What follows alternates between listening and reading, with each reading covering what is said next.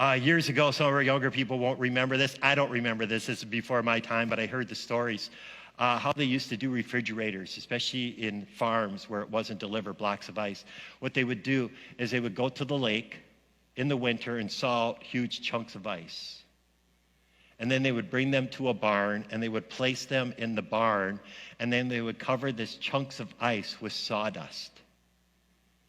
And what that would do is throughout the summer, the ice would melt so slow because of the covering of the sawdust, and it was cooler in that barn. And that's how you created a refrigerator. You can imagine the mud of getting things out of there as it's constantly melting anyway.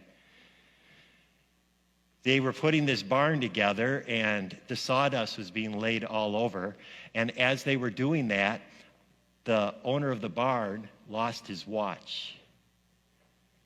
And he said, well, it was a special watch handed down to me. I got to find it. And everybody was digging through the sawdust, and nobody could find it.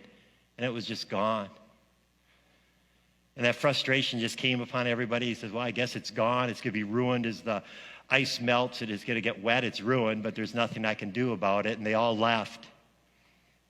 A few minutes later, this young man came running up to the owner, and he had the watch in his hand.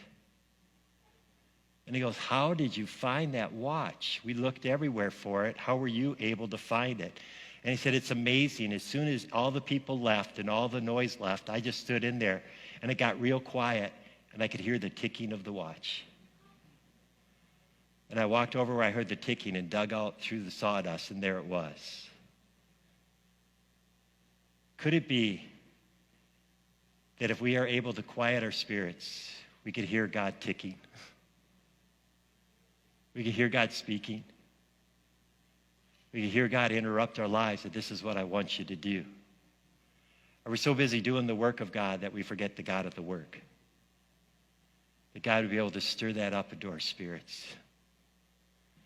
Can we just, as this introductory message, just stand before him and say, God, teach us how to be still. I want this in my life. Can I give you some homework? Just start looking at any one of the four Gospels and see how many times Jesus got away from the crowd. Just to spend time. Just thumb through, read through, pick one of the four. Matthew, Mark, Luke, or John. Just this week, just thumb through and find places where Jesus got away. Was just able to quiet himself in the middle of all this. This was an introductory, a huge thing. People, what we're doing is stepping into something that's going to fight everything within our nature. But I honestly believe that if we can be still, God's going to give us life and peace, and our minds are going to be renewed like never before. That's what I want to see as a congregation. That God will be able to stir us in this area.